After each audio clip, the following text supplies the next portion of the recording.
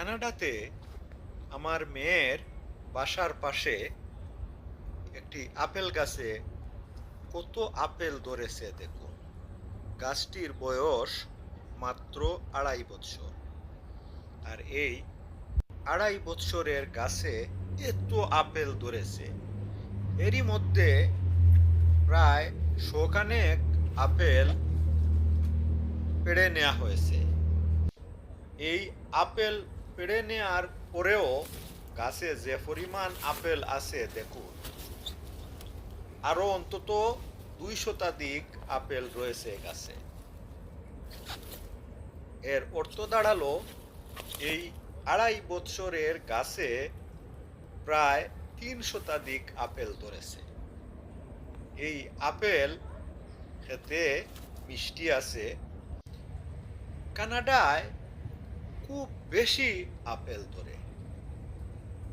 এই গরমের সময়ে আপেল ধরে, আবার বরফ যখন পড়ে তখন আর আপেল ধরে না। দেখুন, আপেল ধরে মাটির সাথে ডাল ঝুলে গেছে। অর্থাৎ এক একটি ডালে এত বেশি আপেল, আপেলের বারে গাছ নুব্জ হয়ে গেছে। এত আপেল ধরেছে। আপেল আর আপেল।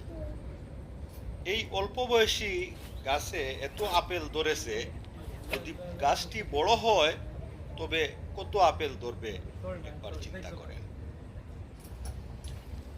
দেখুন, শুধু আপেল আর আপেল। আপেলগুলো লাল হতে শুরু করেছে, আর কদিন পর পুক্ত হবে এবং খেতে খুব মিষ্টি হবে। এক একটি আপেল অনেক বড় বড়। এই আপেলগুলো পাকলে অনেকটা লালচে হয়ে যায়, কাঁচা অবস্থায় সবুজ থাকে। আমি আজ অনেকগুলো আপেল পেড়ে এনেছি, আর গাছে এখনো অনেক আপেল রয়েছে।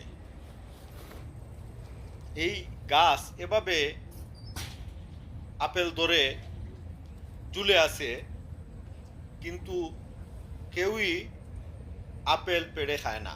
অর্থাৎ এই কানাডাতে গাছে এভাবে আপেল ধরে থাকে, কেউ না বলে গাছ থেকে আপেল পেড়ে খাবে না।